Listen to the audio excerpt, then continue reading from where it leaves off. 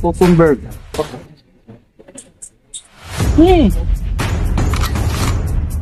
May Holy Cross na doon sa kilid sa may McDo, no? Sa Santa Ana Avenue.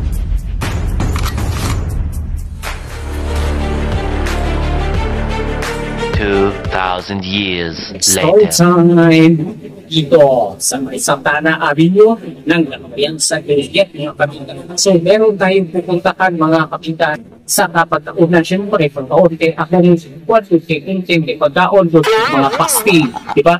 So, worth it or not worth it, mga kabinyak. Tara, big kayo, let's go.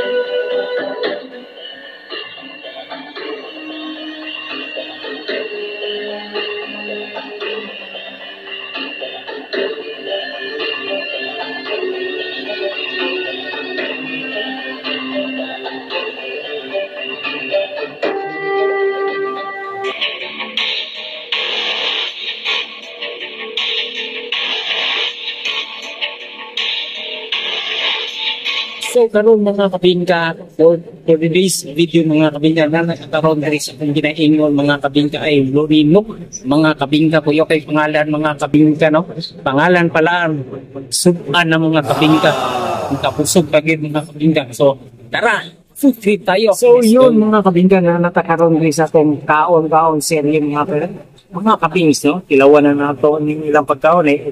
At saka, adobo, no? Ilawan to, bukan na to pastil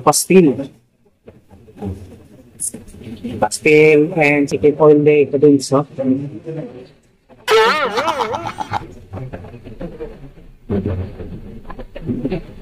So, unang subo, let's go.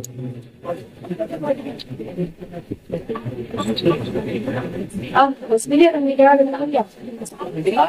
Bisita na sa asawa.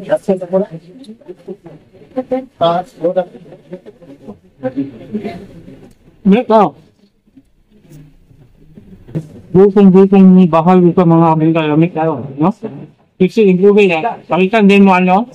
Tapunan na to. Soft drinks, basta soft drinks. Bawal eh.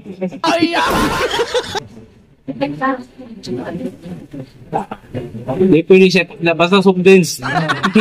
Napitino din ba? Cucumber. Ito. Itlog. Saka na ito. Final rate, di na ito nisyo nga mahurot. Ikan may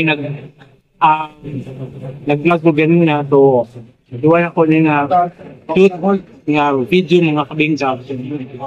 Goods na goods kayo, pang masa na masa. 55 lang yun mga kabingka, no? Ang estudyante yun nga mga presyo, no? Ang baon na nga kuwanang yun, pang masa ng giting mong baon. So, dili ka mukaon, no?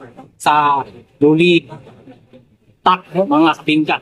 Yung depende sa atbang lang sa may Holy Cross na doon sa kilid sa may McDo, no?